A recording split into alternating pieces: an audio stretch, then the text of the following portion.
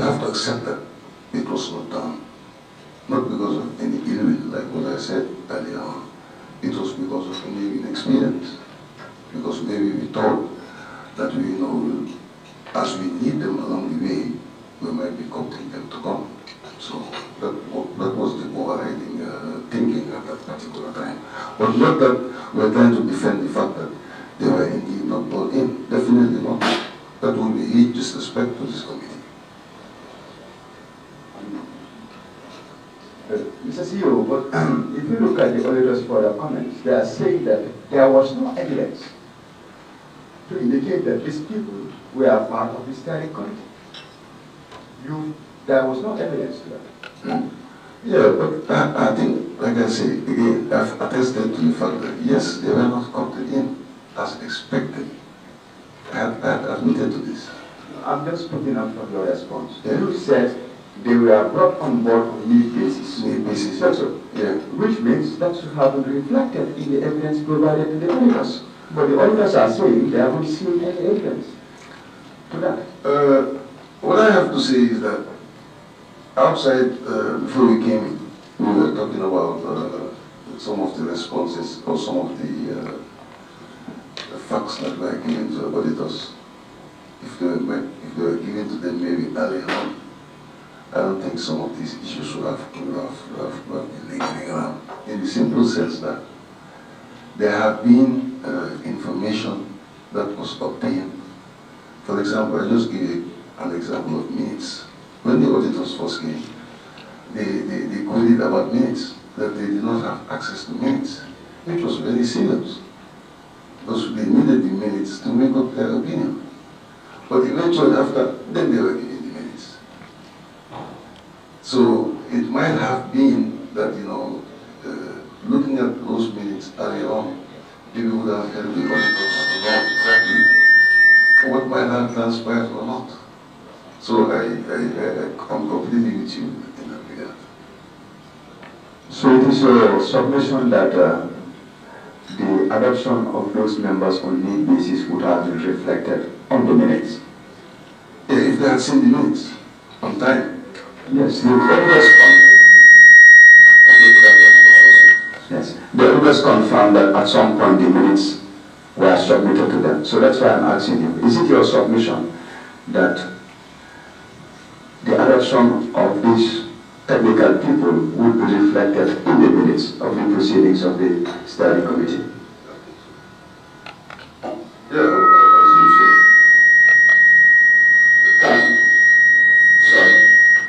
Anyway, can you confirm from the minutes provided whether there was evidence of the involvement of these representatives from NEA and community development in the steering committee?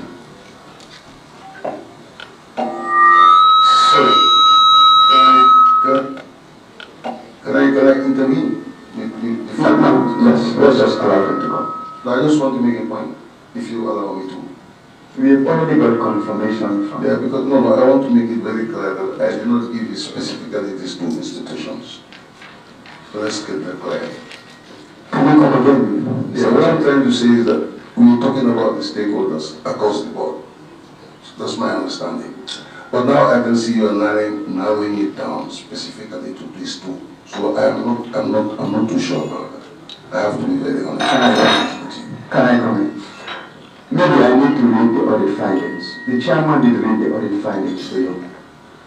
In the audit findings, in accordance with Article 4 of the Framework Partnership Agreement, representatives from the Community Development, which is under the Ministry of Local Government and Lands, and representatives from the National Environment Agency were supposed to be part of the steering committee.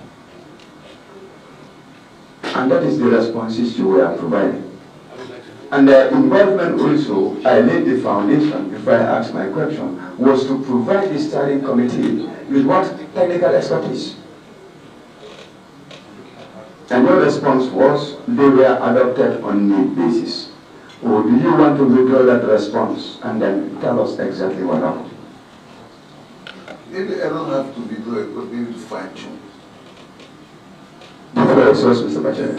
maybe it's fine. So, because like you said, you are specifically and categorically coming down to these two institutions. Well appreciated as equivalent or whatever. But maybe my response, I was looking at the stakeholders from a general broader perspective. I did not narrow it down to these two institutions. No, let's deal with the framework partnership agreement and its provisions. Yeah, that's why I agree to the provision. Were these two institutions involved? No. Why? Because like I said, it might have been an oversight based on experience. Because even if you could recall, we will recall generally together that the steering committee was formed after the commencement of the project. So this might have led to some of the factors that I'm saying. And at some point too, I'm also doubting whether I could specifically remember these two institutions in the project document. I might not be having the best of the brain, but do you have the framework partnership agreement with you? Do you have the framework partnership agreement with you? not with me. You should have a copy. No, I have a copy, sure, but it's not here with me. Is anyone having the framework partnership agreement among the partners who are here? I think, Yes. Then I will refer you to Article 4.2. You can take the framework partnership agreement from it. Yes, please give me the copy. Can I read this? No. You are not the witness responding to questions. It is here. Please provide the copy to him. Yes. I'm referring you to 4.2. 4.2, what I have here is this is conflict of interest and Has nothing to do with this. Are you on the framework partnership agreement? that's what I'm trying to locate here. Yes. But is it Article 4? 4.2. 4.2. What I have Where you have the EU City Link Steering Committee. yeah, what I have here, can I read this? What I have here? No, what is the heading? Conflict of interest and code of conduct. Check properly the document you are reading. You are reading the wrong document.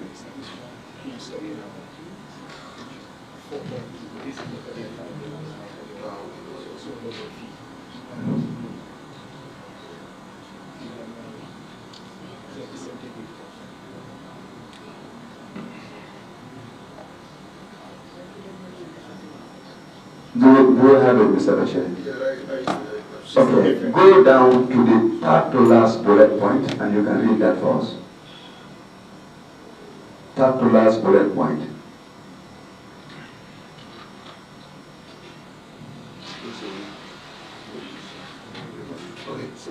Okay, can I read it? Please. Okay, representative of the Community Development under the Minister of Local Government and Lands and of the National Environment Agency will be invited to participate once every month or when discussions are of relevance to them.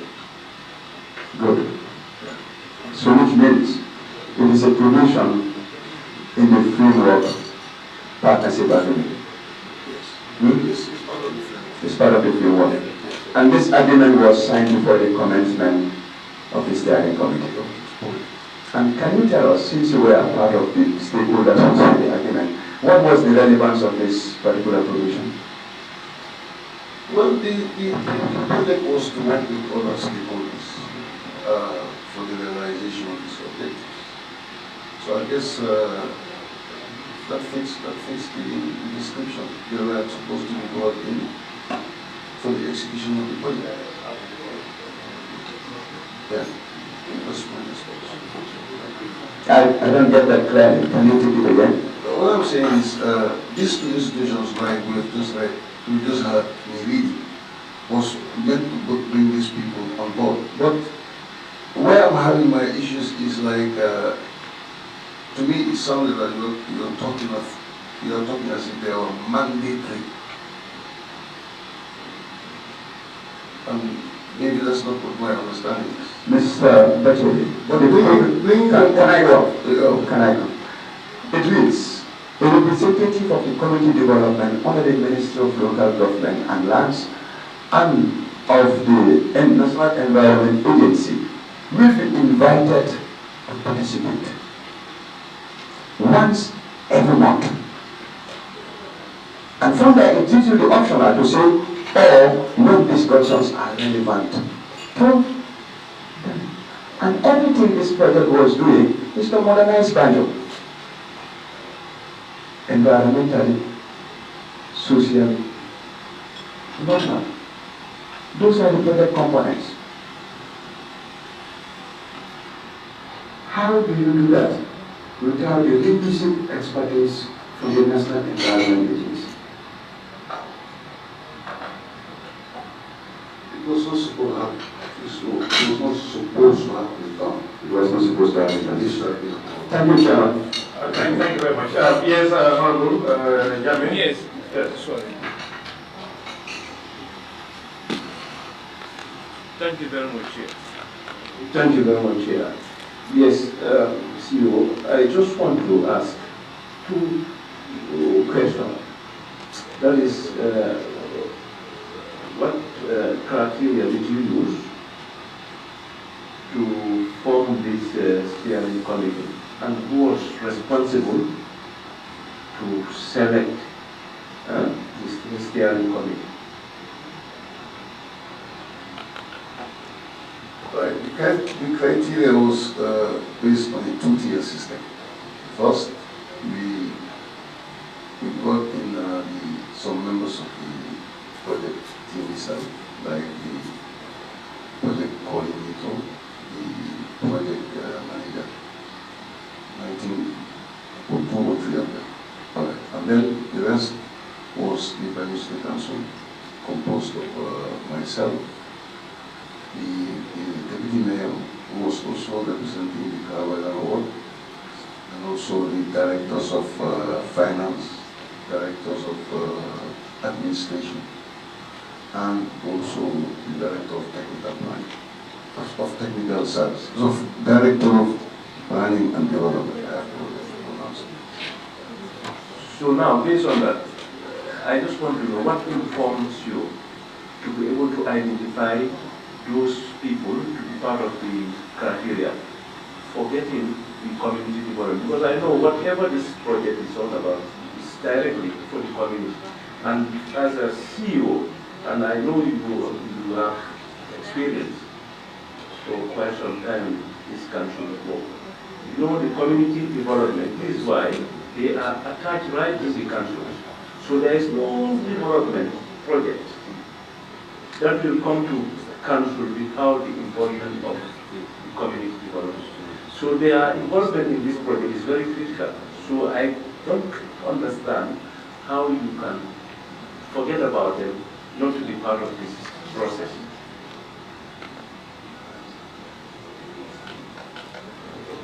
Like I said, in this instance here, I'm not trying to say that no, this should not be done because it's a law. It's something that should have been done. But like I've been explaining from the onset, this was a project of its first kind ever. You talked about my experience, yes, but this was the first time we had such a project. So the taking of process was not very easy. Because like I said, we signed the project and after some time, then we constituted the steering committee. So that alone, I think, indicated the fact that, like, there were some lapses. In the sense that, maybe we should have had an inaugural meeting of the steering committee as soon as the project was signed. But it took time. So, for me, it's like, I don't like being professionally dishonest. I would not accept that this was done and then come especially to a committee and start pretending here and there. Okay, so I think we need to move on this point so that we have some more important things. But I'll give the floor to Honorable Cham, and then before we move on here. Yes, thank you very much, Honorable Chair, for giving me the floor. When you go to page 62, on the findings of the NAO, there was a review on a contract document, and of course an interview by the project review. We are dealing with the first item on top, which So we is started from yes, and then consultants. So we will get there. Okay. Take a note. One by one. Yeah. Take a note. Yeah, when we get there, I can give you. I'll take it. Yes, yes, go ahead, Kamal.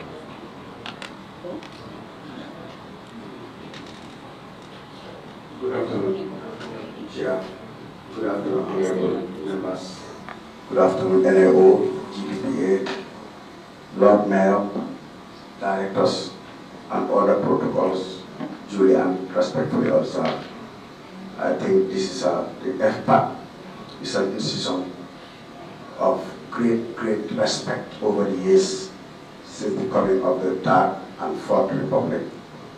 And then in saying that, when we come here, we need to state the facts and the facts alone. I joined Banjul City Council in October 2020 and found the project there. But the thing that I proposed to the management then was we need a steering committee. A project cannot go without a steering committee. And as the CEO alluded, it could not be perfect, but we managed to get a steering committee going. And when I sit in the plane, yesterday, 2:30, the notification came on my mobile that the Ostende Banjul Link Project National Assembly is summoned again. I said, I'm not part of the project. Because in the initial stage when I came as Director of Finance, I was a member of the steering committee. 7 months later, it was disbanded, and I'm not part of it anymore. So, to come here and keep quiet, I don't know why I'm even here. Okay, no, don't worry. Very soon you know why you are here. Yes. So we are taking one step at a time. Yes. So when we get to the point where we need you to explain Yes. why you're here, then you will understand why you are here. Yes, Honorable, quickly. I just want a clarification. You said you were part of the steering committee and 7 months it was disbanded. By disbanded, what do you mean? Can you add context to that so that we understand? Meaning, those of us that were there, some of us were told we are no more part of the steering committee. And at the time, I told them, as Director of Finance, you cannot run an institution or a project steering committee as Director of Finance. And the seat set sail, and since then we don't know anything about the project. Meaning the steering committee was continuing? Yes. Okay, but you understand. Continue. So I think that's clear. Yeah, thank you. We can move on. I think it's very clear that the composition of the steering committee was incomplete, and I think the CEO has taken full responsibility for that. And then we can move to other questions. Yes, you can move to the next part. And I think the other part, which is actually has a direct link to this committee, also is about minutes. When you have meetings, you keep minutes and stuff like that. So there was a real issue that the auditors were unable to get their hands on those minutes in relation to the steering committee. So it seems that also the minutes were not properly kept, or even if they were kept, they were not given to auditors when they were asked. So can you shed light on the meeting minutes that were done by this particular committee? I don't know. Okay, I think maybe in the other part. So I left 2024. I think I left February 2024 for myself. But notwithstanding, I myself, have asked the team why were these documents not made available? Because when the auditors came to the Banjul City Council for inaugural meeting, we had all agreed that the former Director of Finance of Banjul City Council was supposed to be their focal point. I'm not trying to say here that all is his fault. I'm not saying that. I'm just saying that this is how we arrange with the auditors, that he will be our focal point. So that being the case, I think if you are appointed as a focal person, and whatever the auditors might need, the onus lies on you to be able to contact those people like across the board, the administrative secretary of the project should be contacted and say, hey, look, the auditors are coming and they need the minutes of the project. So here the question is, were meeting minutes kept? Do you have them? Yes. You have them? Meetings were minutes were kept. Were kept. Yes. And the minutes were discussed, because normally when you create minutes, the following day or the subsequent meetings is reviewed and adopted and they sign and file. So I confirm that that was done. That was done. Okay. In fact, the minutes, it's like the minutes were the modus operandi of knowing what point we are leaving and what point we are going towards. Okay. So they're not just like any other ordinary minutes. Okay. These were minutes that were meant to guide the operations of the project. Yeah, but why was it difficult for the council to provide the evidences to the auditors who were there for some time? Yeah, it's surprising. Because by the end of So when the auditors came there, you at that time you've already left or you were there? I think it's the latter part before I left. You were there? Yeah, but I got to know. Okay, the minutes were not provided. When the I think when the was it the last draft also, Okay. that the minutes were not provided. But right now that we became like more agitated, the minutes were produced, which should not have been the case. So then, are you saying that the time the draft was presented to you with the various queries, Yes. can we assume that you didn't take them seriously? Because of, if you had them, you would have provided to them? No, it is not about not taking them seriously. Like I said, Yeah. when the auditors came, we all have different things to do. Yeah. Somebody was anointed to take care of what they wanted or Yes. what they required. Yes, and that somebody has a supervisor also. Exactly. Yeah. Now, which is really fine. Now, did you attend the exit meeting with the auditors? The exit meeting. You know, once everything's done, they query, you come back the first draft, you answer some queries, they come back the second time. The exit meeting, when everything was finalized, did you attend the exit meeting of the auditors? The last exit meeting, Yes. I was not here. You were not there? I was But the final draft of the audit you show? The final draft, Of the audit, yes. yes. So, but you should still saw those queries there. I would say so, yes. Okay, but so you didn't do anything about those? Well, like I said, like the task was allocated to somebody.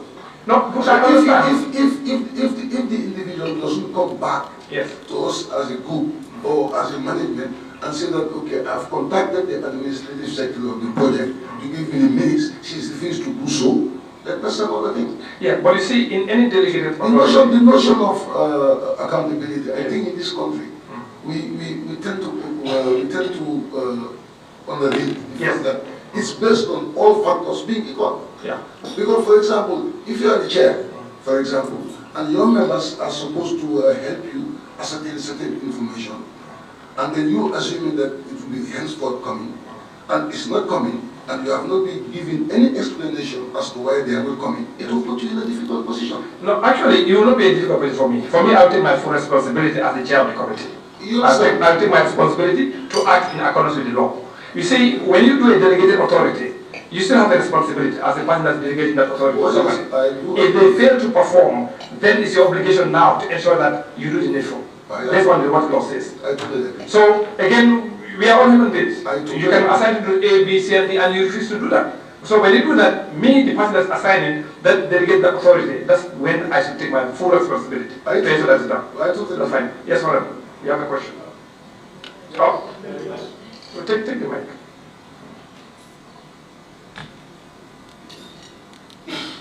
Yeah, it's just the point that you are making that I want to emphasize on. So, him being the leader of the group, and then you give a responsibility or a task to carry out.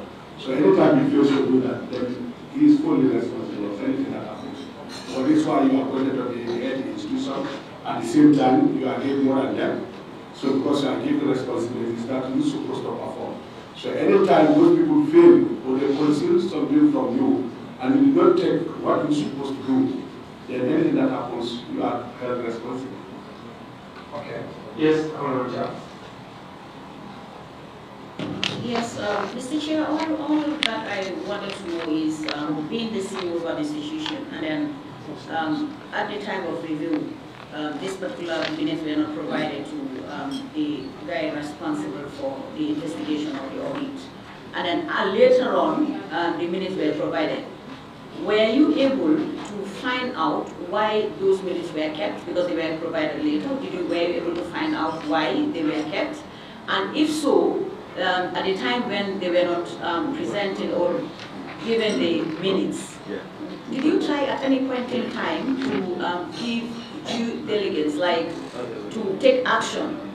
You know, because those are documents that are definitely made by, were definitely made by the auditors. Did you ever try to do any action as to the presentation of the minutes? Thank you. I think before we reach that level, I think it's very important to notify the committee that, like I say, what might have happened, although yes, we are the focal person, but what might have happened was that at that time, the project team wound up and they left.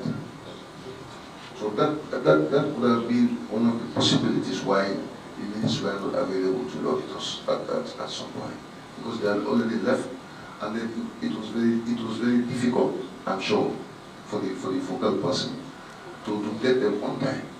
But then eventually it came.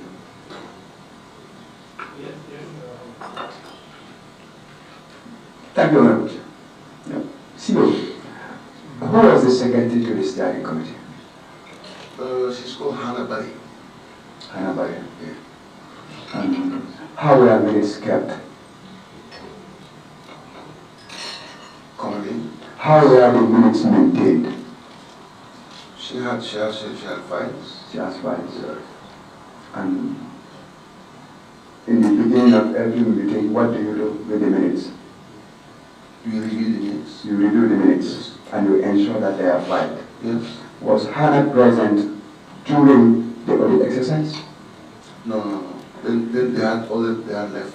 Hannah left. Yes. What was your position in the steering committee? I was his chairman. You were the chairperson. Yeah.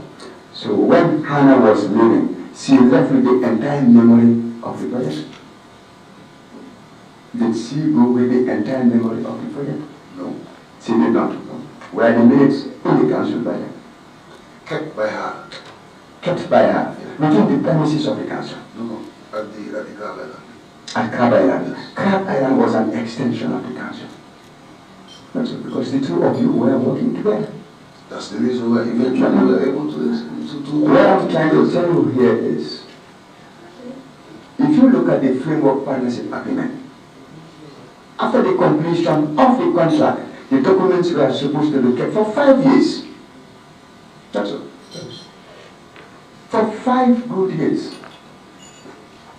And when the auditors came, how many months after the end of the contract? After the end of the project? I think No. Just I would remember that. You mean, was it up to 1 year? I don't think it was up to 1 year. Was it up to 6 months? Thereabouts. Let's even give it 1 year. When the framework and partnership agreement is saying 5 years after the completion of the project, all the documents should be kept. So, should it be a question of accessibility? It should have been. It shouldn't have been. And as the chairperson of the steering committee, was it your responsibility to ensure that the documents were available as per the dictates of the framework partnership agreement? Yes. Chair, I support. All right. Yes, I think this is very clear. But what we want is, if now that you realize the importance of these minutes, we will request that the minutes be provided to the committee. Yes. Are we dealing with, is it 3.1.2.1.2? Huh? Yeah, in the auditor's product comments, it says that those minutes were provided. So it means... This says the same minutes have been provided to the audit team, and we just confirm their availability. However, it is noteworthy that these documents were not provided to the audit team during the course of the audit. Upon numerous requests and fruitfulness, you see, they've already made a decision at the time of the audit. They've already closed, they've made a decision. So, and that's the reason why we are saying the importance of providing documents when it's needed during the time of the audit. Because the audit don't have all time in the whole world. They have a particular time frame they operate on. So when they come, they request, you don't have. They request again. They go to first draft, second draft, exit interview. Very long period of time. So here what we are saying is the importance of giving them those documents at the time when the request was made. That's where we are here. But that's okay. We can proceed from there. So, all right. So we can go to 2.13. On the phone, you can think about 2.1.3.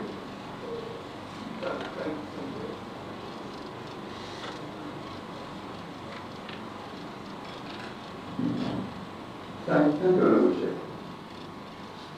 Honorable Chair, I will give you the entire findings. The CEO, during the audit exercise, the auditors reported that after review and analysis, they realized that an increment in the steering committee allowances for the period from 1st January to 2021 to 21st December 2022, the members were paid allowances of 7,500, including chairpersons, 5,000, and the internal auditor from January 2023 to December 2024, it was increased to 15,000 for the chairperson and 12,000 for the rest of the members. Thereafter again, on the 1st of May 2024, it was increased to 19,125 for the chairperson, and a reduction from 15,000 to 10,000 for the rest of the members. So, the committee would like to know what was the guiding principles that dictated the increment of the allowances of the members of the steering committee. Thank you very much. The first two increments you talked about, that was the time when I was at the council.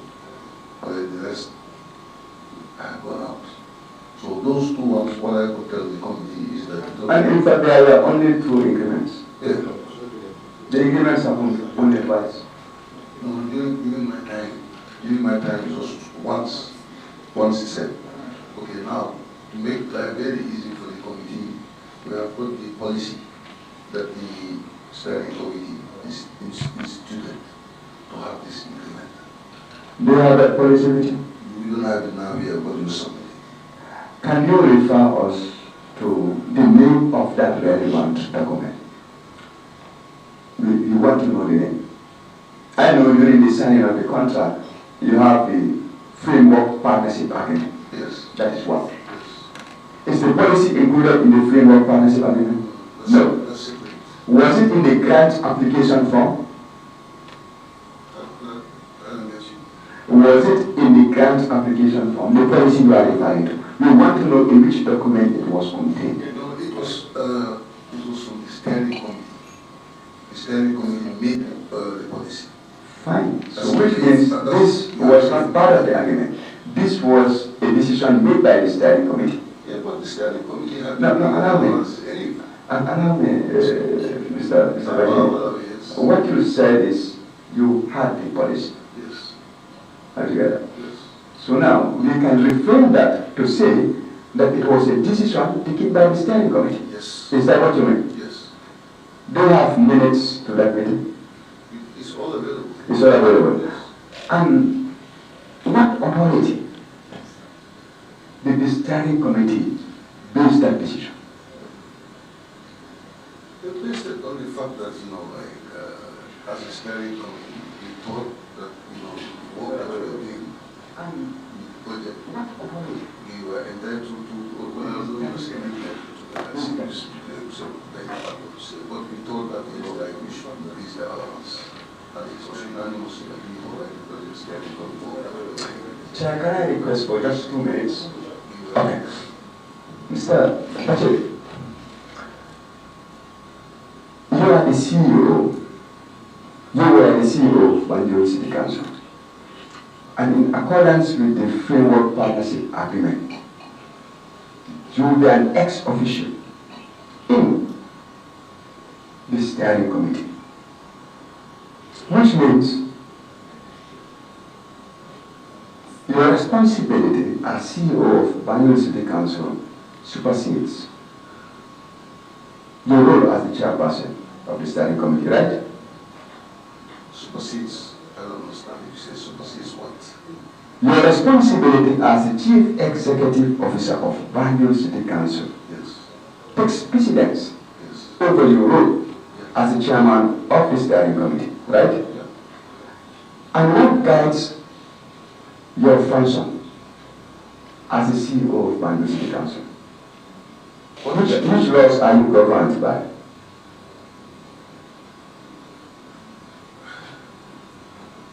Can you be a bit more Which explicit? laws govern the execution of your function as the chief executive officer of You Banjul have City the Council? Local Government Act and all the other related acts. The Local Government Act and all related acts. What provisions are there within the legal framework as provided in the Act and other relevant laws when it comes to increments of committee allowances within council? It goes to a process. Can you tell us the process? The process is, for example, is budgeted for, is agreed to by a committee. Which committee does that? The finance committee. The finance committee does the budget. Yes, if you mean the budget alone, that's the finance committee. But it will depend on which committee. No, let's narrow it to allowances, that process. Yeah, okay, yes. And then it goes to council It goes to council.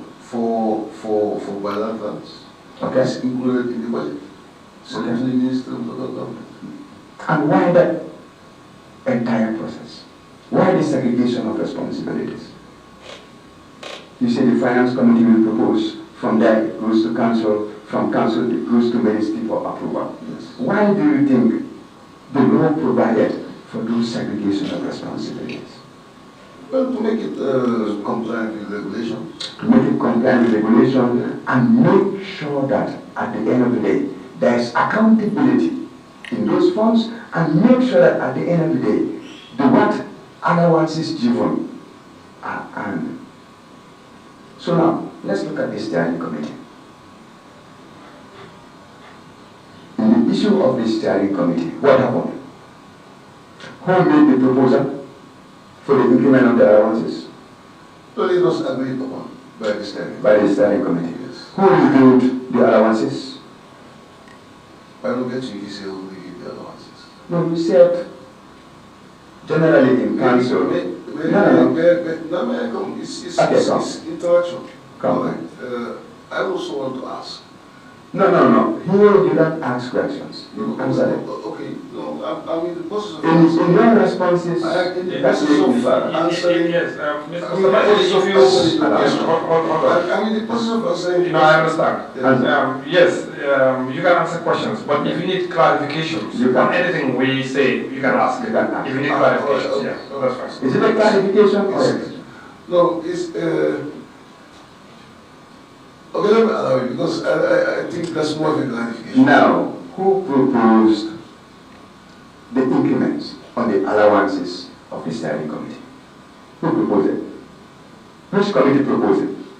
The steering The committee. steering committee. Yes. Who reviewed the proposals of the steering committee? Which committee proposed it? Which committee reviewed the proposals of the steering committee? The committee itself. The steering committee, right? Yes. And which committee approved that proposal, which was made by the steering committee? You are now linking this. I'm not linking No, this. Just answer the question. you're linking it to the mainstream. To the Sorry. mainstream committee system. Don't preempt. Don't preempt. Just answer the question. No, I'm not preempting. Or is it who then? My- Can you answer my question? Yeah. Who approved the increments of the allowances of the steering committee? The committee approved it. The committee approved it.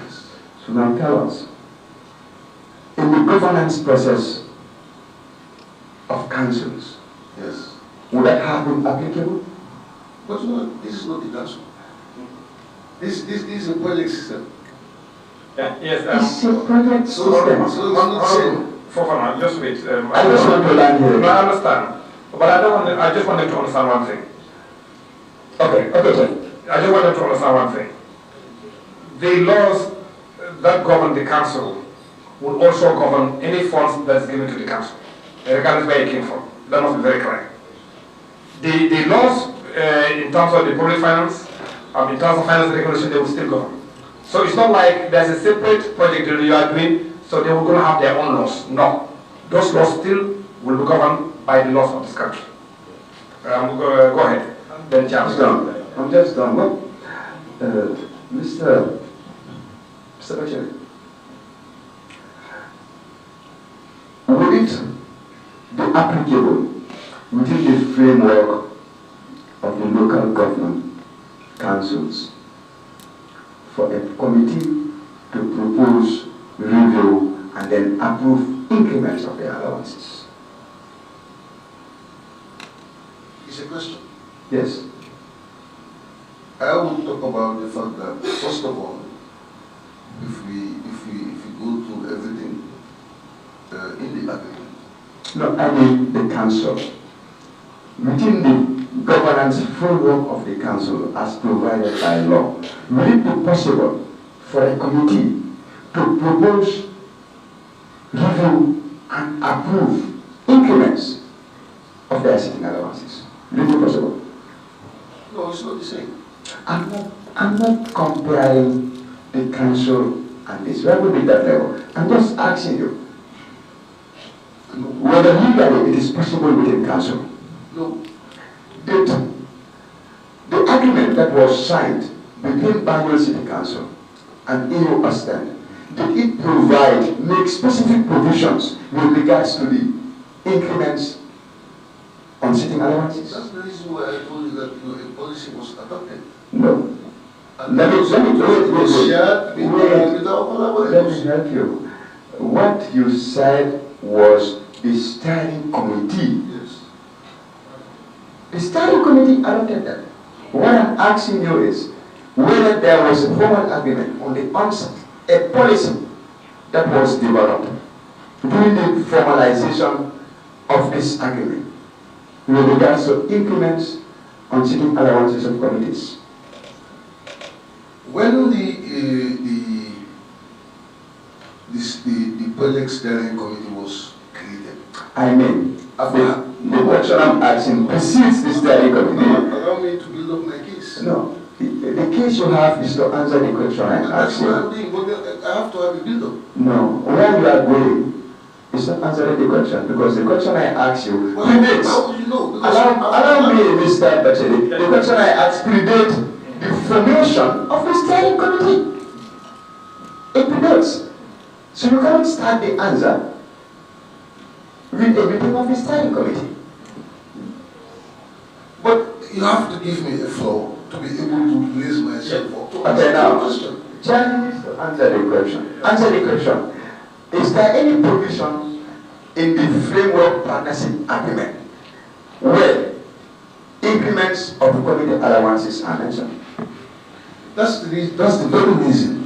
That's the reason why I'm saying, if you allow me, because I propose we're just exchanging. Okay. But if you want to narrow it down in terms of my response to you, I mean, sir, I don't think that's what you want. Okay. What I'm saying is, the fact that in the project steering, document, that it allowed the creation of a steering committee, meant that eventually those people would be entitled to something, as little as it may be. We're not talking about that. But that's the reason why you are trying to make a comparison between if the increments were to be done at the council level. I'm with you 100%. There it goes through a process. But like in this case too, we have to understand that this is the first time we're doing this thing. So when we started the project steering committee, started paying allowances until we thought that there should be an increment, I was telling you the steps that were taken. First, we created a policy because we did not deem it fit just to increase the allowances just because we felt like increasing the allowances. No, that's the reason why we adopted a policy and showed it to our collaborators. So that was the basis on which these increments were made, and now I'm promising the committee that we have these documents for submission. Two questions. Mr. Bacheli, the question I ask is there any... Yes, Mr. Bacheli, Chair? Yes. Tell Mr. Bacheli he answered the questions and he doesn't direct how they're asked. Can that be clear to you? Okay, that's clear, that's clear. Fine. Okay, good. So now get this. I will ask the question again. Okay, because you didn't answer it. Is there any provision in the framework partnership agreement where the increment of allowances for the steering committees were mentioned? Is it straight yes or no answer question? Of course, yes. Of course, yes. Yes. Can you guide us to the framework partnership agreement where it is stipulated? So I don't. No, you have it. Can you give it to him? Give him the laptop. I didn't ask you the question. This is a committee. Give him the laptop. Let him guide us. Okay, excuse me. No. Hold on. Okay. Then your presence here is no of essence to us. Then may I allow you to excuse us? Then you can excuse us, please. No.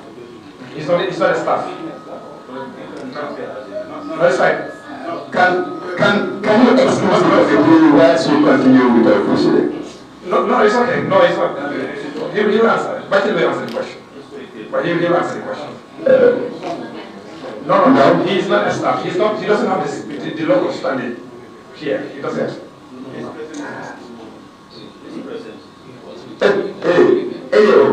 Do you have the framework partnership agreement in any of your laptops?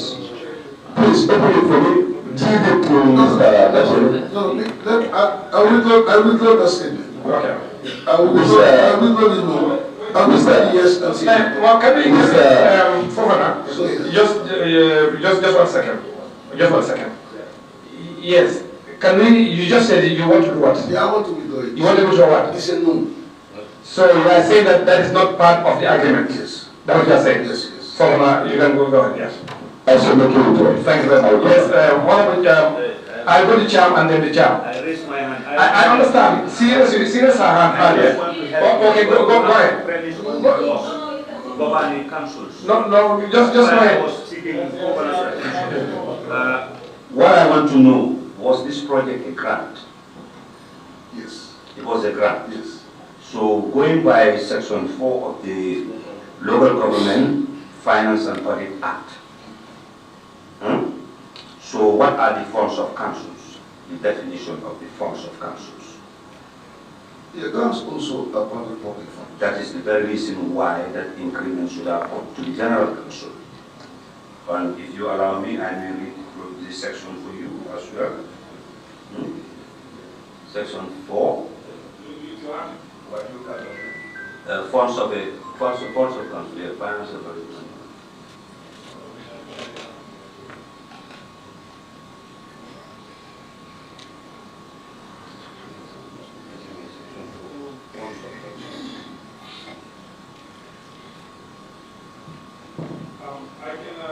The Local Government Finance and Audit, Section 4, Revenue and Funds of the Council. 4.1 says the revenue and funds of a council include all sums of money or funds accruing to a council. 2, without prejudice to the generality of subsection 1, the revenue and the funds of a council consist of A, monies derived from rates imposed by the council under all pursuant to the provisions of this Act.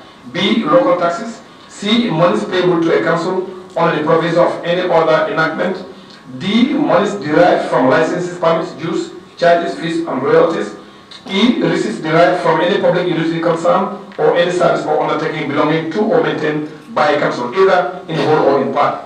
F, rent derived from the letting or leasing of any building or land belonging to a council. G, project funds, donations, and grants other than from general revenue. H, endowments. I, sums appropriated by the National Assembly. J, any sums of money which may lawfully be assigned to the council by any public corporation. K, returns on investment. L, such monies or as may be granted to the council by any other council. So if we check G, which is project funds, donations and grants other than from general revenue, they are all part of the funds of the council. Yes, Yeah. Are you okay? Yes, that is the reason why when that committee decided to increase the allowances, they should have brought it to the General Council because it's the Council's fund. Yes. Go ahead, Pastor. Okay, I want to be very fair to Honorable Fofana. I have to be very fair to him because now I've seen really where the build-up was coming from. No, I have to, no, just allow me. I have to admit it because it's not about being tough or not tough. It's about appreciating what should have been done within the context of something more transparent. It's a learning curve. From now on, because at our level, we thought that we're making the proposals for these increments to be made. You understand, and then having a policy meeting would give it the kind of leading or backing that we thought that was necessary. But definitely, like I said, I have to be fair. We could have learned from it and take it to the council and get it done. So on that basis, I think I have to be fair to him and then accept that. Then can we just finish this? Let's finish it. Thank you for that piece. Then we have to finish the question. How much are chairpersons paid as per the approved rates of General Council? Chairpersons of committees. How? I will tell. I'm just finishing my line of question. Allow me to finish it. You mean the Chairpersons of committees, how much are they paid? As per the approved rates of council.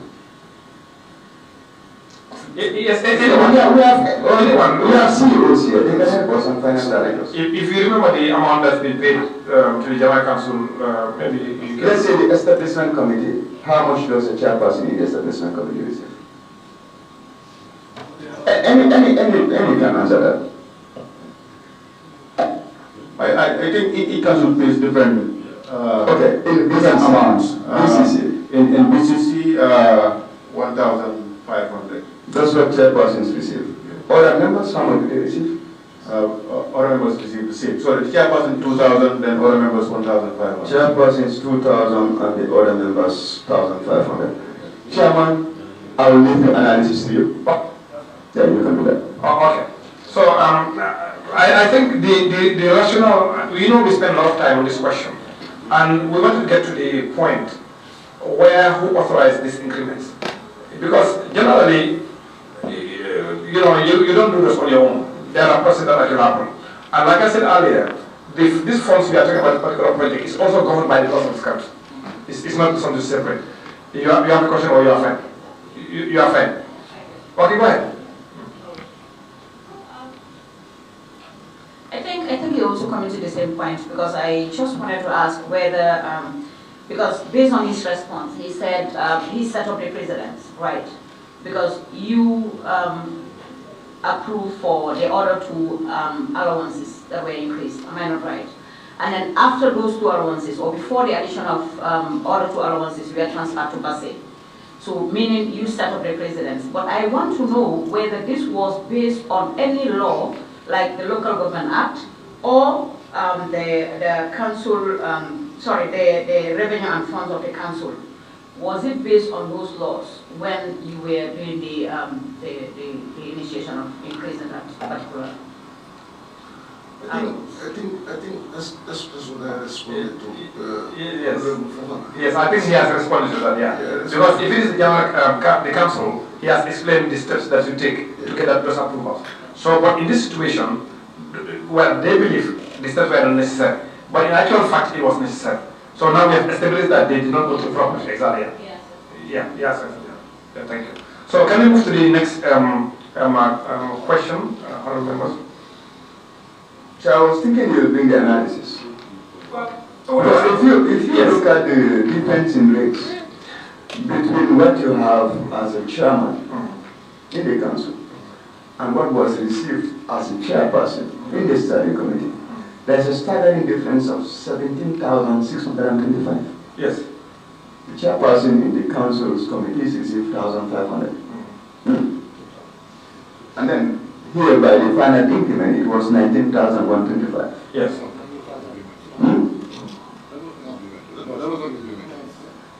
According to them, they say that the last part, The last part was not implemented. Yes. So which means what was implemented was the 15,000. Exactly. So with the 15,000, still you are having a difference of 13,500. And members where it is 1,000. $1,000 is, we are receiving how much?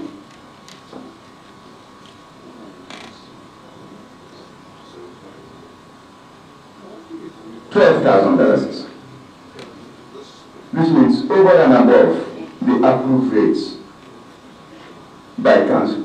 No, I don't think any, none of the members were really from. Now, can you take the mic if you want to talk? Take the mic and yes, I'll take the floor, yeah. From what I understand, none of the members were receiving more than 10,000, no. It was 7,500, then later to 10,000, all of us. Now, I will take the 10,000 still. Yeah. That's okay. Let us pound differently. But still, let's take the 10,000. As per the approved standards of council, it's supposed to be 1,000. Now, on monthly basis, every member of that committee is receiving 9,000 over and above the approved rates. Chair. yes, thank you. I would like to give the floor to the auditors. Yes. Let us tell us exactly how did you arrive at the 15,000? Where did you get that figure from? Yeah, I think this is actually documented and then repeated on from the ledgers. So there are payments to confirm that the allowances were being paid to members and then the chairperson.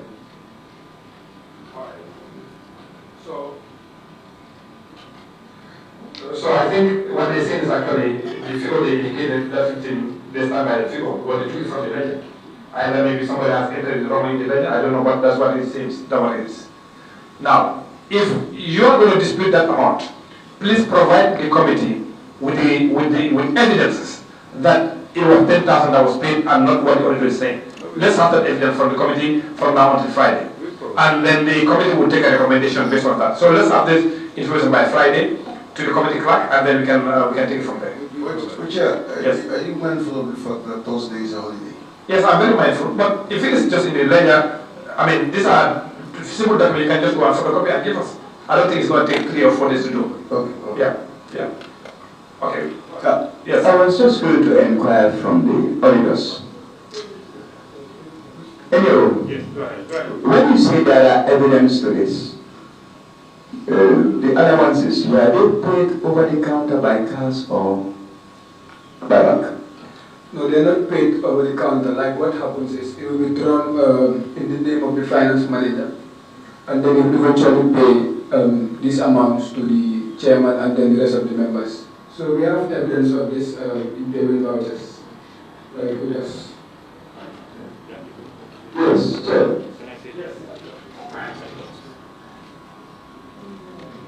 For me, this is a foregone conclusion. Yes. Because the auditors have established the evidence. Okay, they have established the evidence, and the evidence of payment is already there. So, again, if we receive any evidence from them, we will provide it to the auditors. Exactly. But for us, we are trying to give it the benefit of the doubt. Okay. So what we do is, so both of them are saying that's what the amount is. But the audit has something contrary. So what we are saying is, give the committee exactly the evidence that you actually have that will confirm what you are saying. And you go from there. And then we equally ask the auditors to provide the committee Exactly. with the evidence they have. Thank you. Yeah. Yes, sir. And I would want to know how often does the committee sits? Committee meetings, how often is it? They're figured. But at least once in the month we meet at times more than once, but at minimum once we meet. All right, thank you. So I think we can move to the next issue.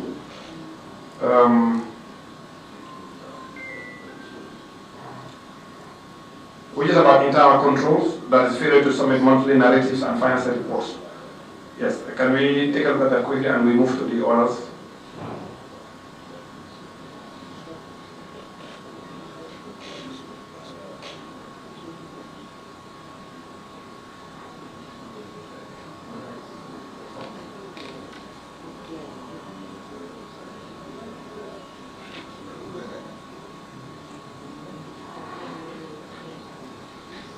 Yeah, I think the project team failed to produce and submit the mandated monthly narratives and the financial reports are required by the FPA. These documents are essential for monitoring the project's progress and ensuring financial accountability. So in your response, you said the monthly narratives and financial reports in accordance with the FPA are available in hard copies for inspection. There's a system in place and was very much effective, but the recent backlog is caused by the system updates that is having some technical difficulties accessing the Dropbox. Can you help us understand?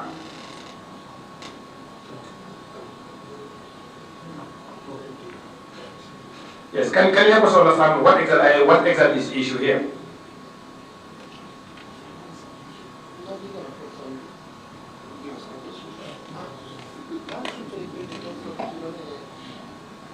Yes. Okay, thank you. The system of reporting used to be the project coordinator writes a monthly activity report. Yes. Okay. Then that is submitted to the project coordinator in Ostende and the CEO. So the project management team in BCC have two layers of reporting. One layer is to the steering committee, but there's another level which is to Ostende City Council. So technically, this City Council, our project coordinator, was subjected to two lines of reporting. As he reports here, he sent monthly report to his colleague in Ostende. The City of Ostende were the fund guarantor at the EU. So they report to EU, so we don't have direct access to the EU. So monthly, after him sending it to the CEO and his colleague in Ostende, he is supposed to upload it in the Dropbox. So that is the line of reporting. So every month there should be a narrative report from us, uploaded in the Dropbox, but equally sent to the CEO and the Ostende. So the same thing, finance is seated right at the back. I think they also do the same thing. So by the way, I'm stepping in for the project coordinator. He's not here. He is the head of the project from our end. I'm just the manager. You know. So because he's not here, so I am a backup to provide information with David. Thanks. So from our end, that is our line of reporting to these two institutions. So they take it up. Okay. So essentially, you are saying whatever report that you prepare is shared to one of them. Yeah. The City of Ostende and then also by the City Council. Yes. In particular, the CEO. Exactly. Yes. Because periodically, the City of Ostende is like our way of funding is when we send the fund, when they sign the document before we get employed. The first, which is 1.something million euro, was launched in City of Ostende account. Yeah. So City of Ostende will quarterly send in, what is needed for that quarter. After those reporting, they will, then we will request, they release the so that is the line of product. So they should be in the picture to know exactly everything that is happening. All right. So now, why wasn't this report made available to the auditors?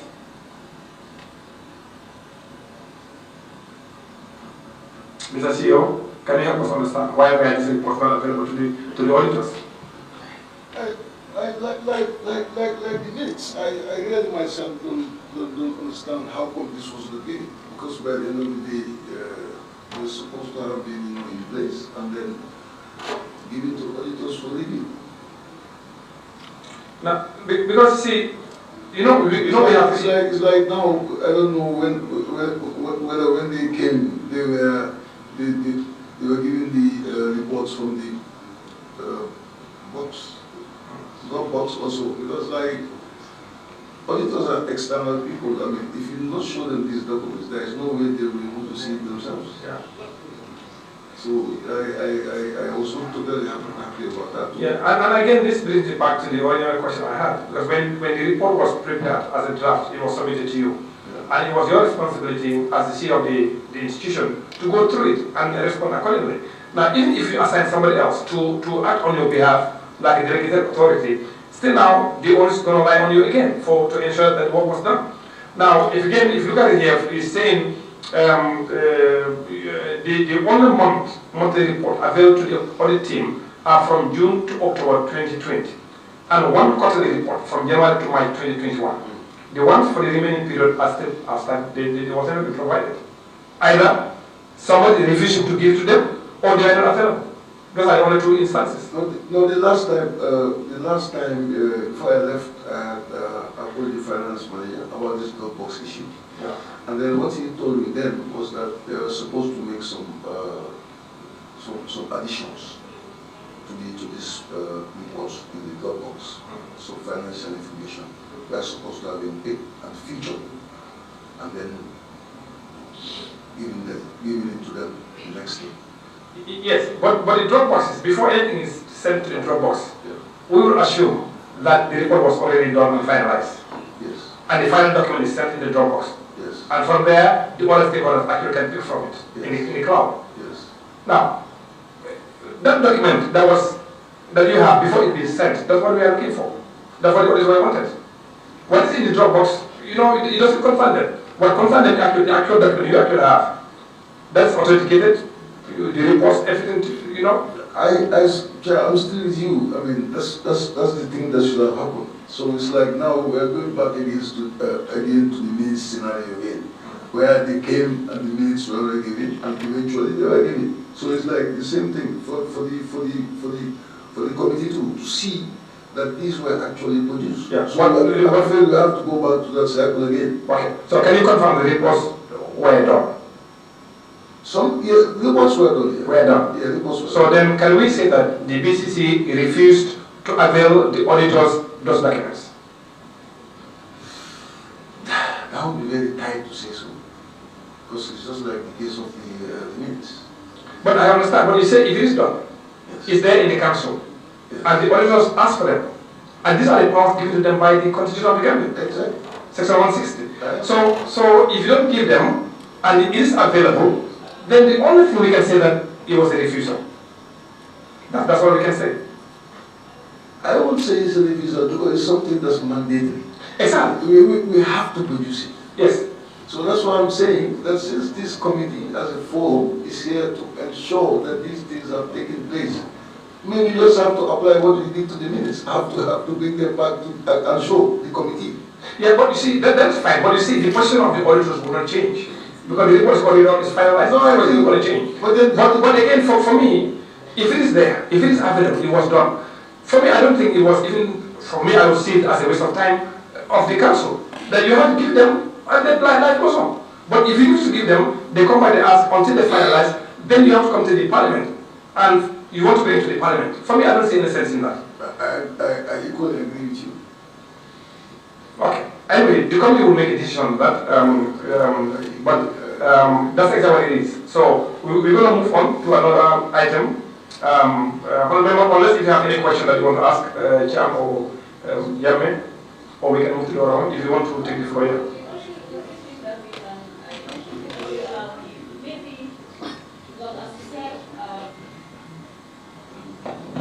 As you said, you framing it as a refusal of submitting that particular document.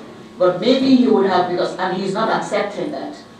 He's not taking that as a refusal. But maybe he might have another feasible word that he might be able to use that better than refusal, because... Yes, I want to hear that word. I want to hear that. That's what I want to hear. No, that's fine. I want to hear that. Maybe he has something else. No, okay, I can withdraw my refusal. Tell me exactly what you think is the business.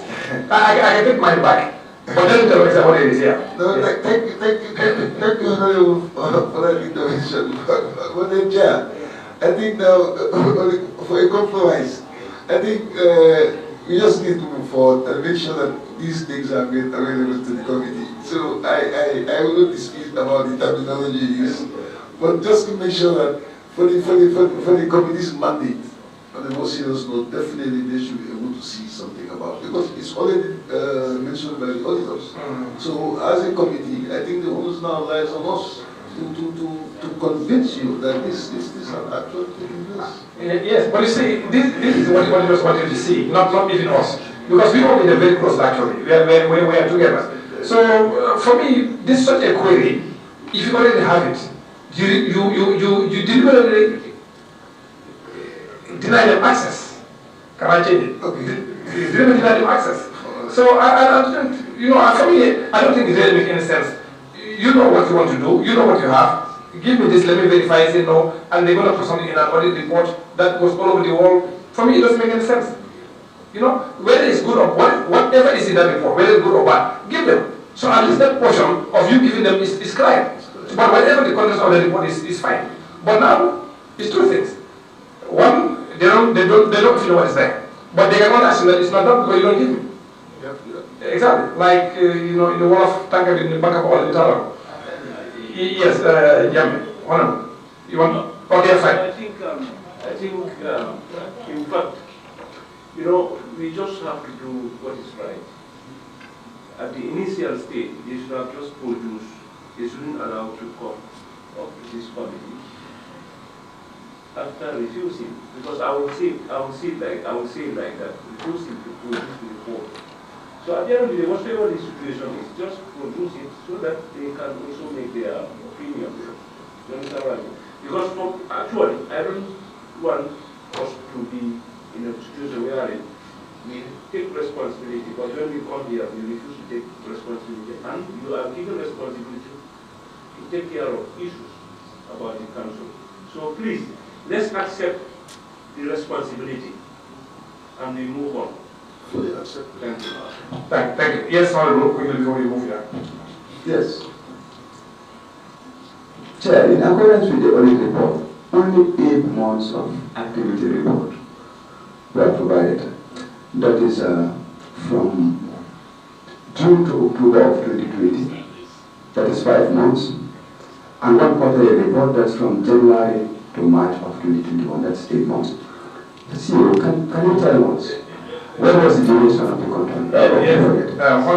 We've covered that actually extensively. We've covered that. We've covered that. Yeah, because you were out, but we've covered that. And what we can conclude based on they either did not do the report, or number 2, they refused to provide to the auditors. Where I'm coming from is, yes, this committee, our responsibility is not to audit. And I think that should be clear. Whatever evidence you give us now does not change the opinion of the auditors. It doesn't. The responsibility to do those substantive tests was the one for the auditors. Okay, so the narration or the narrative of saying we will provide evidence to the committee is one that I want to propose we do away with. It is not our job to do the work of the auditors. They were on the ground. Okay, and the reports, the American economy from Chair is this, because if you go down, we'll see so many failures of the project. If you look at the reports, I will refer you to 2.1 of the audit report, and I will read the first paragraph, just the first 5 lines. It states, obligation to provide financial and related reports. 2.1 of Annex 2, general conditions applicable to EU finance grants, contract for external donors. The beneficiaries shall provide the contracting authority with all required information on the implementation of the action. The report shall describe the implementation of the actions according to the activities envisaged, difficulties encountered, and measures taken to overcome problems. Eventual changes introduced, as well as the degree of achievement of results, impacts, outcomes or outputs as measured by corresponding indicators. So in the absence of these reports, which means there is no way that one would have been in a position to measure the performance of the entire project. So I strongly believe this was a fundamental loss, and as a committee, the only possible conclusion we would take from here is to say there are no reports. There were no reports. It's not our mandate to do the job of the auditors. I'll submit it. Thank you. Yes. Welcome. You want to say something? Yeah. Mr. Chair. Yes. I'm hearing Peter saying that she has all the reports of the project. Yeah. This is what he's saying. Okay. So I am really confused, and it is very painful to have auditors come in your institutions and papers are hoarded. Yeah. And this has been happening in Bali City Council every time. Yeah. I myself, most of the auditors can attest to that I have to run searching for papers that some of them hide away from the auditors. And they're not doing it because of nothing. Some of them are doing it to stain the name of the institution. That's it. And then after the exit of the auditors, we will find the papers. You can remember when we came here the last time with RTGs. The RTGs were nowhere to be found. And when the auditors closed the audit, it was then that the RTGs were found.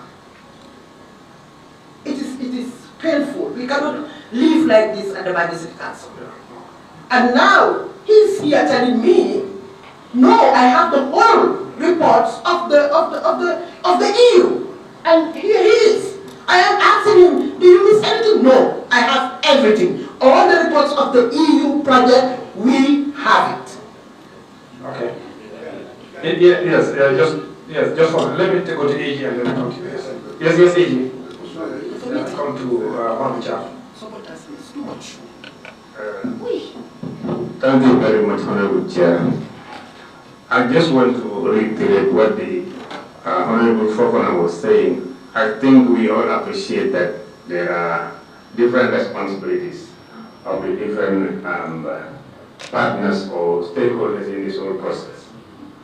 And the Council has a governance structure, which is the Council itself. It meets regularly. It was supposed to meet regularly, periodically. It was given these reports. It responded and provided a timeline for regularization. All these people here, I am very sure they were briefed on this report, and they were the ones that responded. And they saw this. Honorable Chair, I think it is high time that this committee look at this issue of coming to this committee and start talking that we will produce CBC documents. When these documents were with them 8, 9 months ago, they read these reports. They were the ones who responded to them. And they didn't still provide them. If they had these reports, if the reports were produced after the auditors, where were the council meetings? When they were meeting, did they not do their oversight functions? When they did not ask? When they were doing management responses, why did they not ask and find? It tells you the general weakness in governance and internal control in that person. Because these are documents that institutional setup. The records office is supposed to have a records of documentation. So there is no way that the council is supposed to be individualized institutions where people can disappear and go without document and they cannot be seen. Where was the payment was found? I think they are institutions. We are all in institutional arrangements. And I think that's very, very important for us to understand. Thank you very much. Yes, Honorable Cham, and then I go to Mayor. Yes, as alluded by the mayor, that someone is just telling her that he's just informing her that he is in possession of all the reports that should have been available to the auditors at the time of the review or the auditing. So I just wanted to know where were these documents found? Why were they not presented during that time? Why now? And where were they kept? This I want to know, please. Yes, Mayor, you want to say something? Yes. No, I just want to differ a little bit here because he is saying the committee has to look on, like, people need not to come here bringing papers, which I want to agree with, but I just want to say that that will not be the solution. The solution is the committee to advocate for digitalization. Because someone down there maybe don't like the face of the mayor, will keep the GTRs because they will think that this will not affect any of them is only the mayor.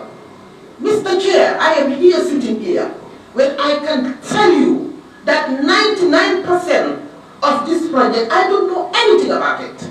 And it's not because of the Banjul City Council. It is because the project itself is designed like that. We have our partners on the ground, as you see Peter here today. So most of the decisions come from them. And if you want to say anything, they said, no, you are a politician. We don't want our project to be politicized. And still, I call myself the head of the institution.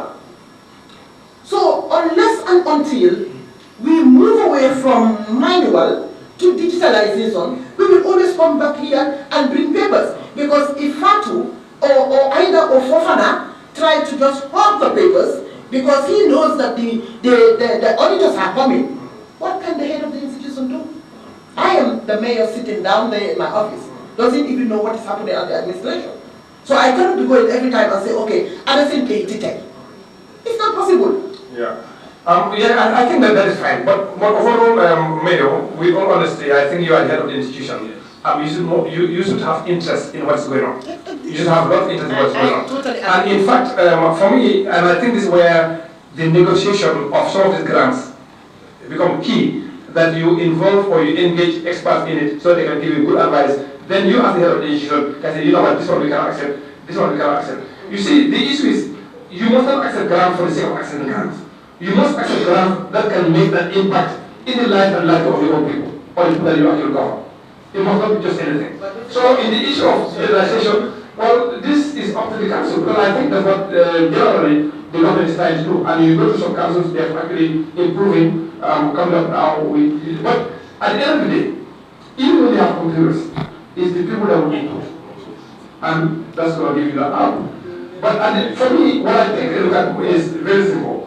I think people must be held accountable for the work that they do, wherever they might be. They must be held accountable. If for me, I think it's just crazy that somebody has these documents in the council.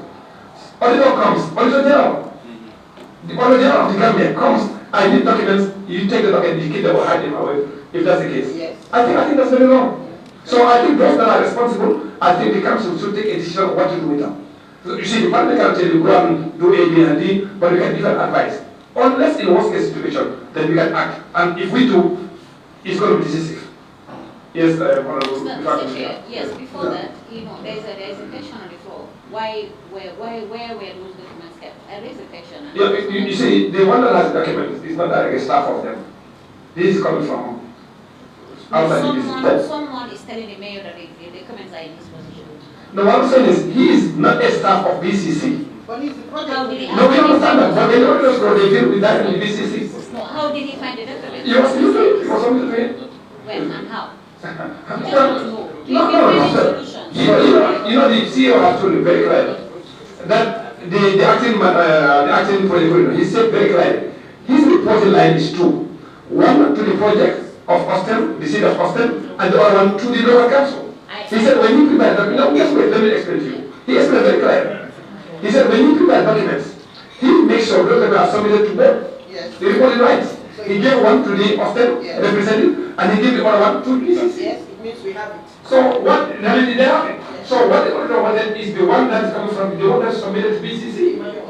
And they were forgotten. So I think for them, the reports, what is done, I think they are very clear how they submit the reports. One this way, one the other way around. Mr. Chair, yes. I quite agree with you. You understand? But we're trying to get solutions to this. We want to get to the bottom of this. The bottom is we need to find out how these documents now came out. And then, can I help you in that? No, excuse me. No way. The mayor was saying someone around her was telling her that the documents are now with him or her. I don't even know who is telling her that. But what I mean is, we need to find out how these documents were kept and why are they revealed now. I think the acting project has to be very clear. He made two submissions. Submission to the other party who said, I have the document. And the other one is the BCC, they say they can see. The issues at BCC, I think it's very clear. It's very clear. I know the issue is at BCC, Yes. but now why is it that the documents are not released? They're not So can I the meeting has to be ordered. If you look at the framework partnership agreement and the reporting lines, they are in two. And that's why, Chair, at this particular moment, I want to make this submission. Let us understand one thing. What we are dealing with is BCC. Any staff under the EU-Ostende that's under the EU office, we do not have the mandate to evaluate them based on performance or responses. Okay, so Chair, I want to make this submission. The project coordinator of the EU, let him sit down there. He is not an interested party in this meeting. We are dealing with our representatives who were either appointed by the PSC or elected through universal alike suffrage. So if I continue with my submission, can we get that implemented first? Yes. Can is your name John? Oh, sorry, Peter, sorry. I would like you to move over there, as where the is sit. Yes. This is meant for the people we are dealing with. Not you. That's BCC staff, current and former. So I would like you to come sit over here and allow us to deal with these people directly. Yes. No. Hold on. Yes. No, you don't need it. He doesn't need a mic. He doesn't need We a allow mic. him to come to sit over here, or we allow him to go, or we ask him to go out. Yes. It's Will okay. you sit there or you will leave the hall? Yes. Excuse me, Honorable, but it's not my own choice to come here. That's fine. No, we understand. Here. Yes. So, That is fine. So now the committee is telling you come and sit over here. Yes. Yes. Okay. technically. Yeah. I want to make a submission, but it's very unfortunate that the mayor is out, but the CEO is here. With regards to, I want to refer both the mayor and the CEO as to the provisions of the Local Government Act as stipulated in Section 23. We look at Section 42 of the Local Government Act. It clearly tells you what are the responsibilities of the Chief Executive Officer and who he reports to. I'm sure I will read this for clarity. Okay? It reads, the Chief Executive shall manage the affairs of the Council and shall be answerable to the Council and subject its directions and control. That's very clear. One who reads it. The Chief Executive shall exercise his functions to report to the Chairperson. And the Chairperson in advancing the Council is the Lord Mayor. So the issue of saying we are other representatives is part of the relationship. Because we function administratively, she is the boss of the Chief Executive Officer. Okay? And this is about the analysis of provisions of the section. A Chief Executive Officer. So, we are the ex-official member of all committees of the Council. We are responsible for the performance of executives and administrative functions of the Council and the implementation of these decisions. The day-to-day performance of the Council represents included all other sections, all other costs. So when it comes to inefficiencies, routine, the workflow, I think instead of generalizing it, let us deal in specifics. If you follow in the BCC, there was a staff who was having this money reports, and he was not following it. This is how I want to do it now. Thank you, community. A staff, or any staff, was not responsible for what? Moving the performances of the reports. And who was the one who was having this document in his custody? And he didn't even them. Then the committee will ask you, what are the actions I have to do? relieving us from responsibilities. And you will not help us to move. So I want to ask the CEO, who was responsible at the level of the council for the implementation of this report? And who was responsible for the retention of these services? Mr. Chair, I'm just having briefs from the finance manager of the project. Because the project coordinator, so the project manager said, he said that as he was explaining that some are the area, some were the area, and some were sensible system. But that is not the view of the president. He is telling that everything was said to us system.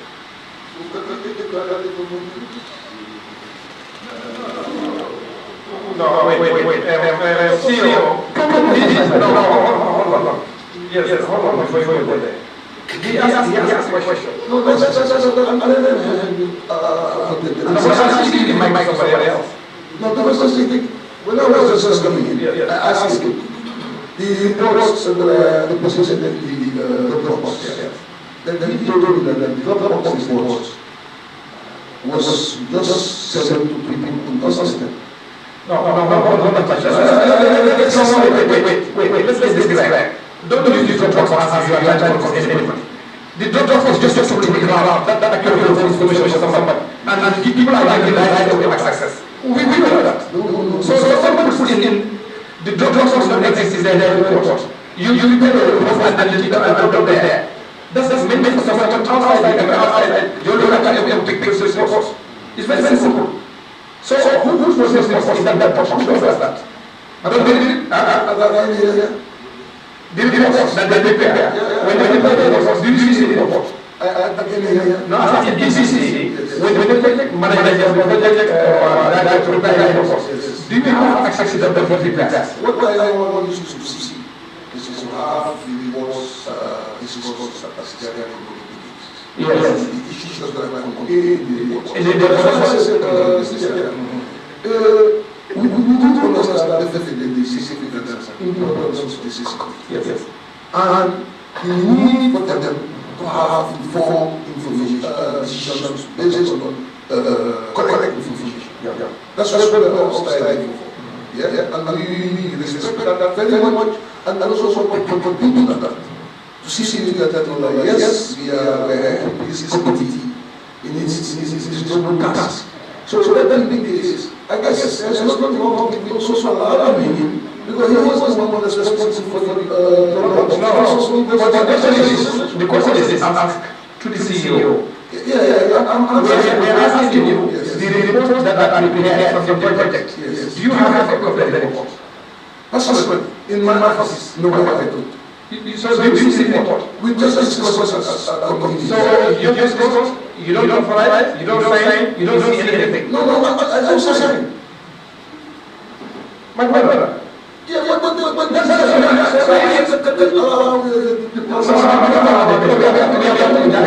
okay, that's what I said. No, you see, these are some contractors. Yes. These are some contractors. They have terms of reference. They have to do ACCD. And when they prepare a report. And when they prepare a report, based on the says, a part of the report gives to us, part of the report gives BCC. It's BCC. That's what I said. So that's not true. That's what it says. That's what it says. But then the finance manager says, no, where is the CEO? Where is the CEO? I'm not one individual.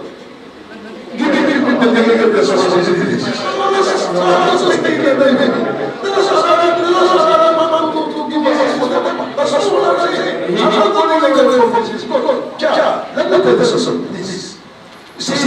I am one individual. And professional decisions, especially because being a CEO, how you might have in this about this is a privilege. It's a privilege. I've seen kings, I've seen presidents, I've seen ministers, I've seen mayors. So when it comes to saying truth, I don't compromise with it. And proposals this is committee tomorrow. This is a very big government situation to make sure that we are aligned with what law says. Because the question is posing to me. You understand? I understand very well. But somebody gave a feedback that the reports, someone left here, someone said to assist them. And then another assistant who is also custodian of this report. It's something different. So why am I starting to say yes, because no. Here, I'll be a humble person in front of the nation. No, in fact, don't go there. We are not questioning anybody's criteria here. No,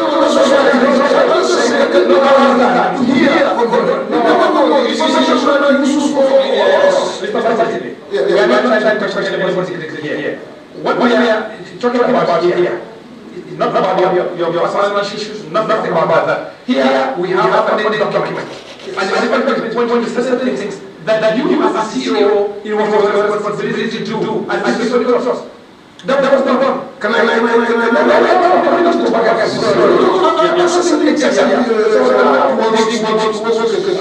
You asked me if I want to sign. Yes. At the end of the month. I was going to do assistant judges. I was going to do assistant judges.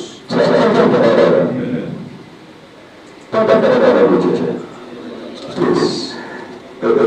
I'll ask the question. Can you allow me? Yes, you can do this. Go ahead and question. I want to maybe remind the audience of the organizations of the Constitution for asking my question with regards to the powers of the committee and as well as the privileges of the BCC. I say this because at this particular moment in time, I will not take any affairs with regards to giving responses or any dialogue with my aspects. Mr. Cicero, who was responsible for the preparation of the local laws? Can you answer that question, please? The team players and the team players and the to prepare the local laws. As a CEO, when I avoid the business, the legitimate laws, on the cases, how do we maintain the laws? how do I maintain the laws? Can you be more specific? We are not situation. And this is some of the communities for sure that the laws are connected.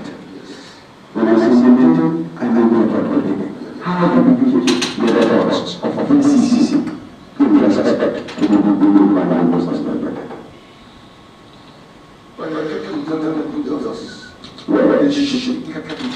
I ask you, what was the breathing? Or what about the breathing? What was the wrong? You want to know what I'm saying? What are the breathings? Okay. No, I said it. I don't know that everything in the month, you bring the report to me, and I sign it. And that's the No, I don't need the copy. And was that?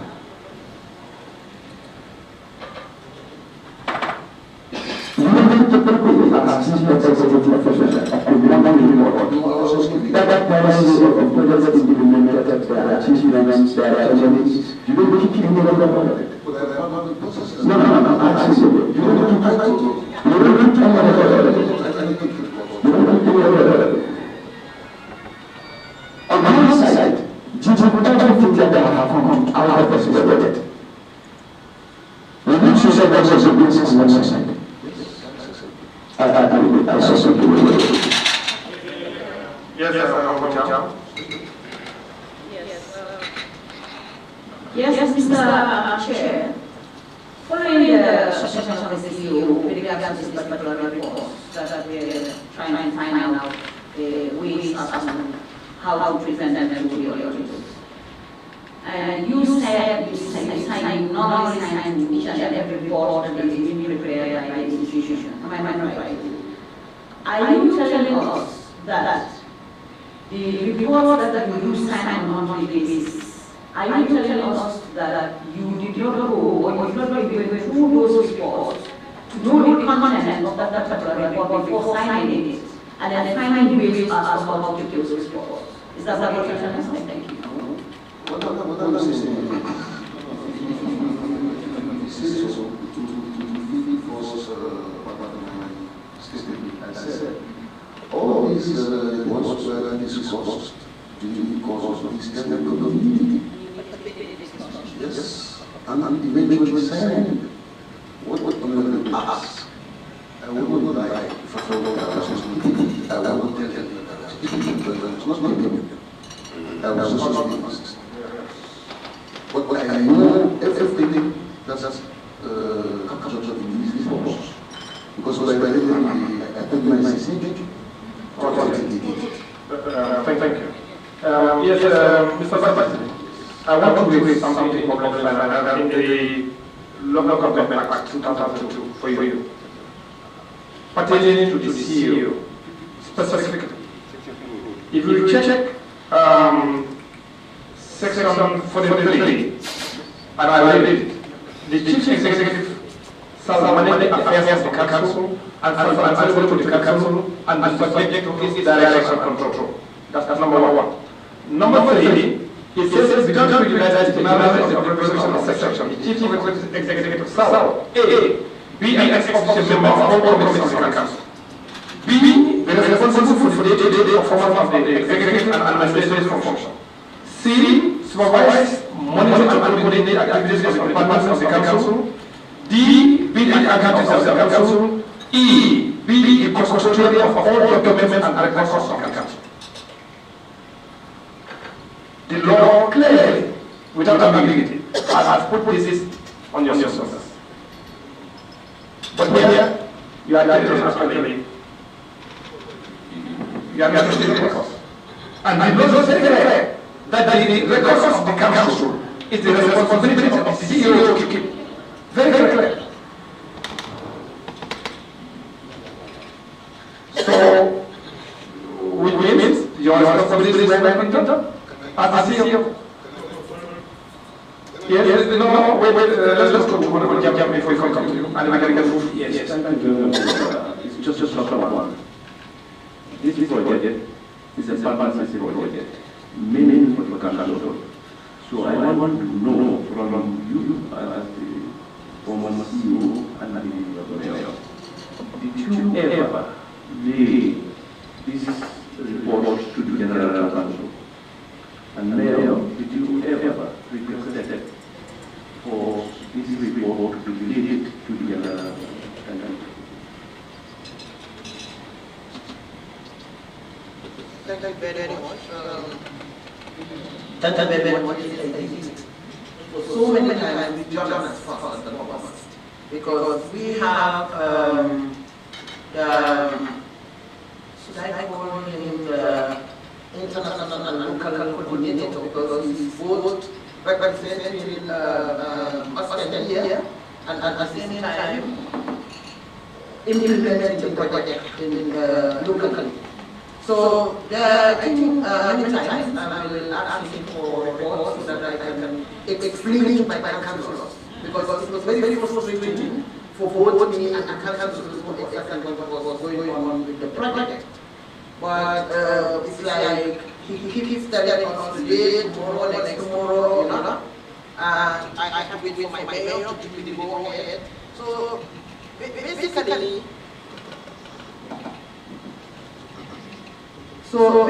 all what we are having from the project is not a report, a paper report. It was like what I gathered from the CEO or maybe from the project team. That's all. Yes. Let's go down. Thank you very much.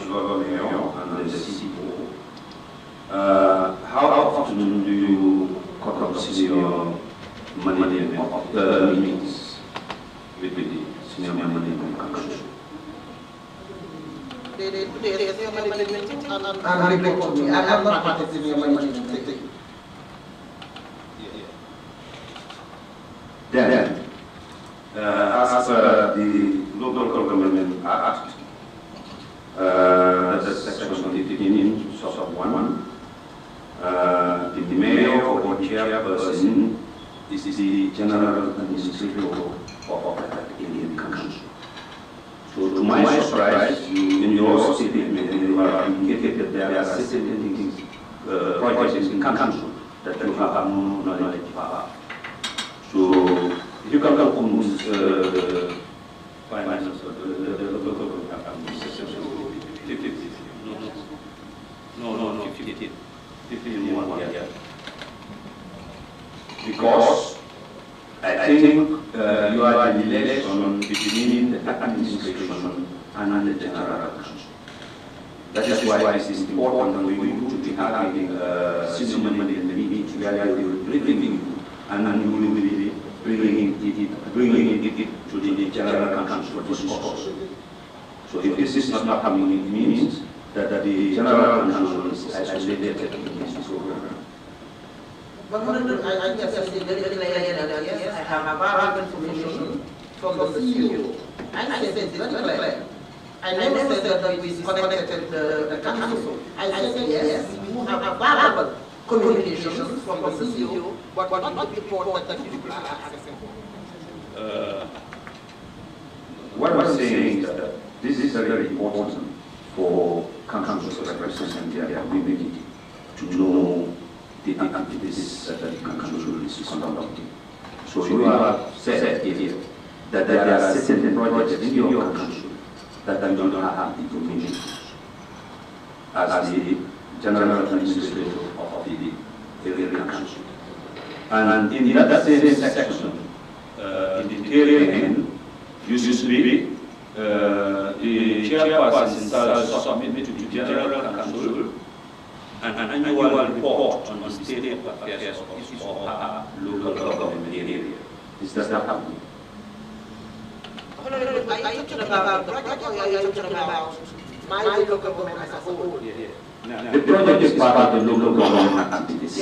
So you should be well informed. And the councillors should be well informed. And this is what I say yes, because Honorable asked me if I have documents from the project. I said no. But probably I will ask from the CEO or from the project development to inform the councillors. But what have a hard copy document given to me is what I don't have. And in the same instrument that govern the local councils, council documents and private documents, they should be open for inspection. Even by the electricity, you can just walk into the council and have it readily available. So if you are telling me that documents are necessary, so how do you keep those records in council? I think the CEO should be the right person to answer that as he is the administrator. Okay. This is also